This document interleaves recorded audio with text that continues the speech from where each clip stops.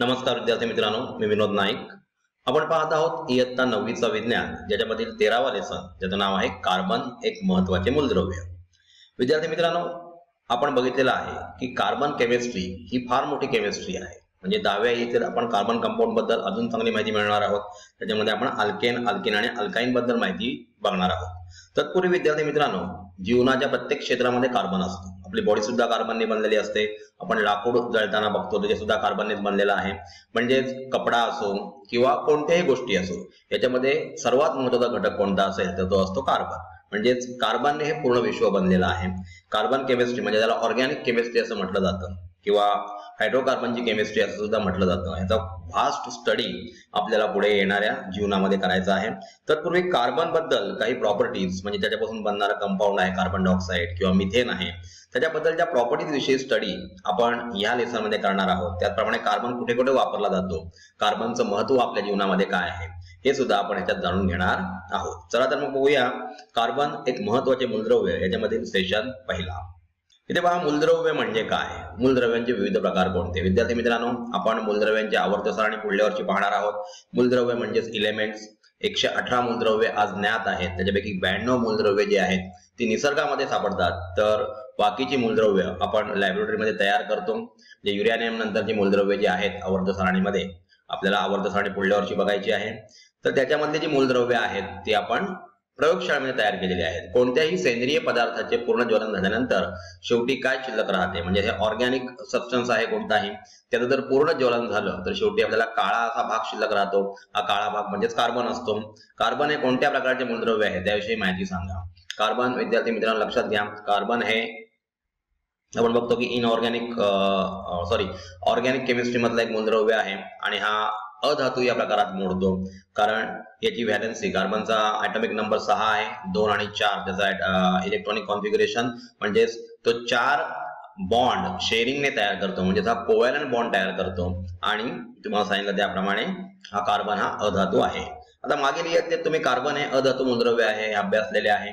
Carbon निसर्गात कोणकोणत्या संयुगात सापडतो याची माहिती तुम्ही घेतलेली आहे. म्हणजे आपण बऱ्याच वेळेला बघतो की मिथेन गॅस आहे किंवा आपल्या सिलेंडर मधून बाहेर पडणारा गॅस हा कार्बनचा बनलेला आहे. पेट्रोल, डिझेल ही सर्व जी काही ज्वलनशील पदार्थ आहेत किंवा इतर लाकूड, हे सुद्धा कार्बननेच बनलेलं असतं. म्हणजे कार्बनने आपलं विश्व व्यापलेलं आहे. याच्याविषयी थोडीफार माहिती आपण मागील इयत्तेत घेतलेली आहे.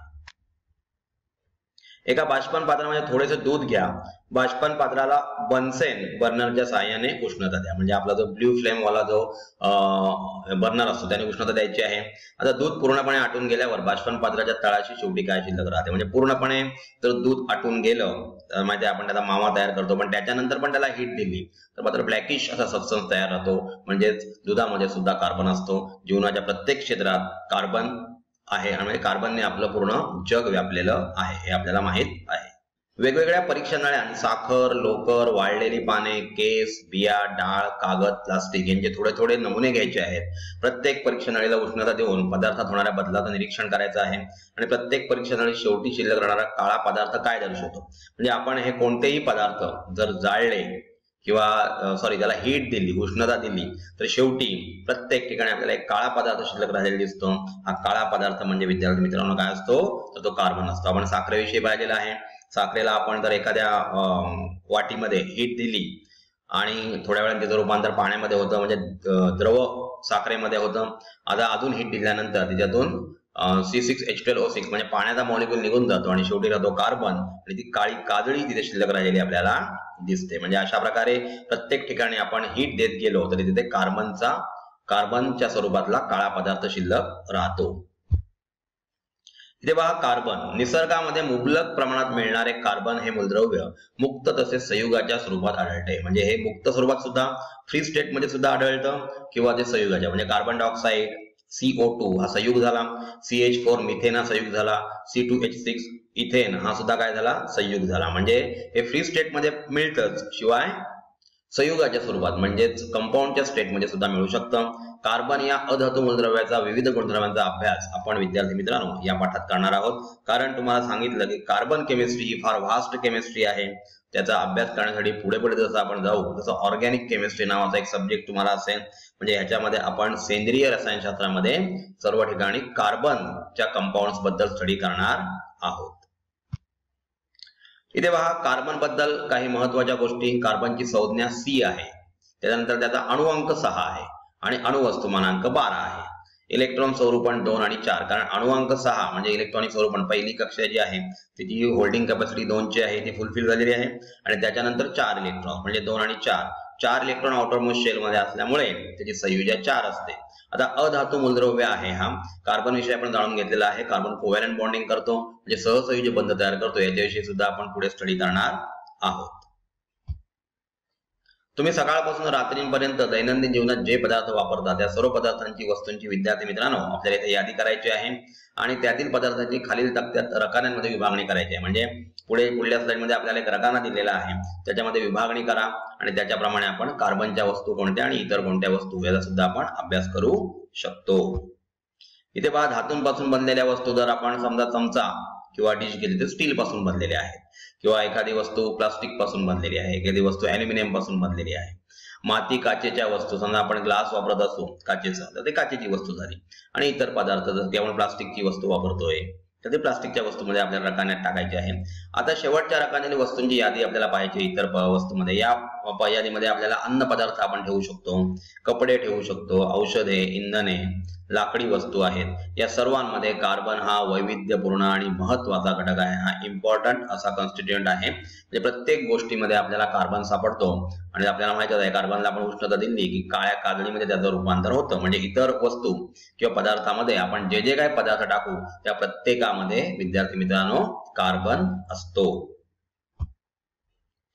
इथे पहा संयुग म्हणजे काय, संयुगे कशी तयार होतात. विद्यार्थी मित्रांनो मी तुम्हाला सांगितलं कार्बन हा फ्री स्टेट मध्ये आढळतो किंवा मुक्तावस्थेत आढळतो किंवा संयुग अवस्थेत.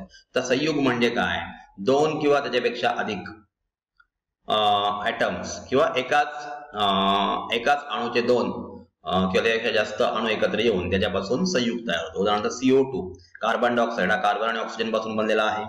मिथेन CH4 पासून बनलेला आहे. नंतर CaCO3 चा आपण विचार केला तर कॅल्शियम, कार्बन आणि 3 ऑक्सिजन या ॲटम पासून तो CaCO3 बनलेला असतो. म्हणजे अशा प्रकारे संयुगे फॉर्म होत असतात. तर संयुगे कशी तयार होतात आपल्याला माहित आहे, ह्याची रिएक्शन होते. फॉर एक्झाम्पल NaOH आणि HCl हे इनऑर्गॅनिक केमिस्ट्री मधला एक संयुग आहे.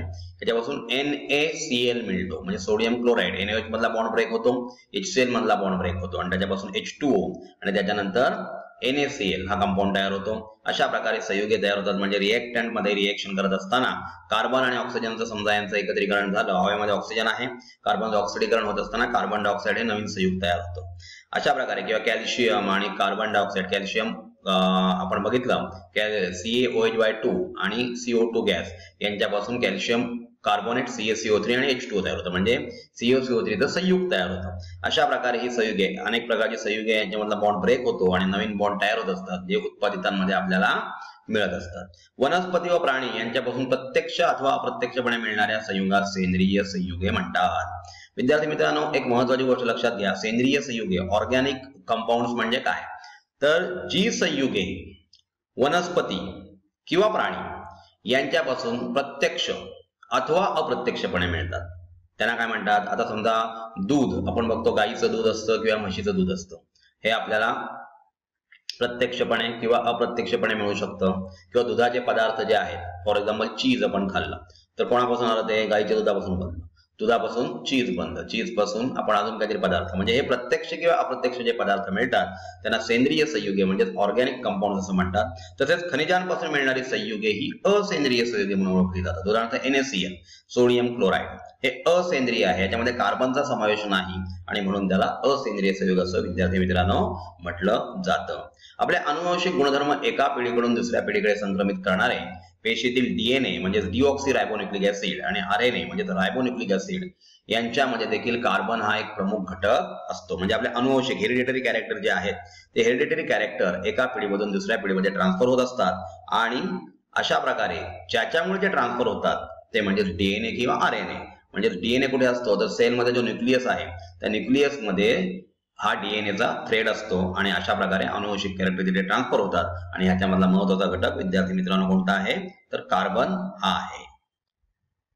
तर विद्यार्थी मित्रांनो, आपण या सेशनमध्ये बघितलं की कार्बन हा आपल्या आयुष्यामधील म्हणजे सर्वात व्याप्ती असलेला असा हा कंपाऊंड आहे.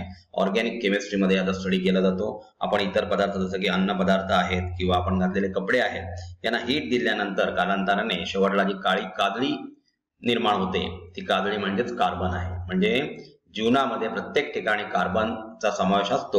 याच्याविषयी आपण बघितलं. त्याचप्रमाणे अनुवंशिक घटक हेरिडिटरी कॅरेक्टर जे ट्रान्सफर होतात एका पिढीकडून दुसऱ्या पिढीकडे, त्यांच्यामध्ये सुद्धा कार्बन हा महत्वाचा घटक असतो. डीएनए हा कार्बनचा बनलेला आहे. त्याचप्रमाणे आपला आरएनए हा सुद्धा कार्बनचा बनलेला आहे. म्हणजे त्याच्यामध्ये अमाइन्स असतात आणि इतर वेळेला त्याची चेन जी आहे ती कार्बननी बनलेली आहे. म्हणजे कार्बनची व्याप्ती आपल्या आयुष्यामध्ये खूप मोठी आहे. कार्बनचा अणुक्रमांक आपण पाहिला. कार्बनचा अणुक्रमांक 6 आहे. कार्बनचा सिम्बॉल जी संज्ञा जी आहे ती सी आहे.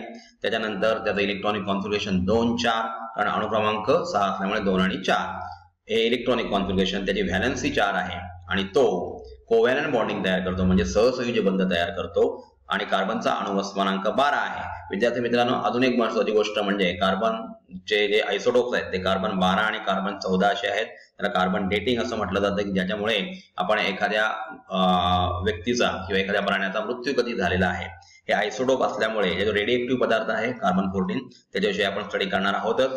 तर अशा प्रकारे कार्बनच्या केमिस्ट्री बद्दल आपण 8व्या इयत्तेत शिकलो, परंतु 9व्या इयत्तेत आपण त्याच्याबद्दल डिटेल माहिती घेतोय आणि 10th स्टँडर्डला आपण त्याच्याबद्दलची कंपाऊंड्स कशी फॉर्म होतात त्याच्याविषयी सुद्धा स्टडी करणार आहोत. धन्यवाद.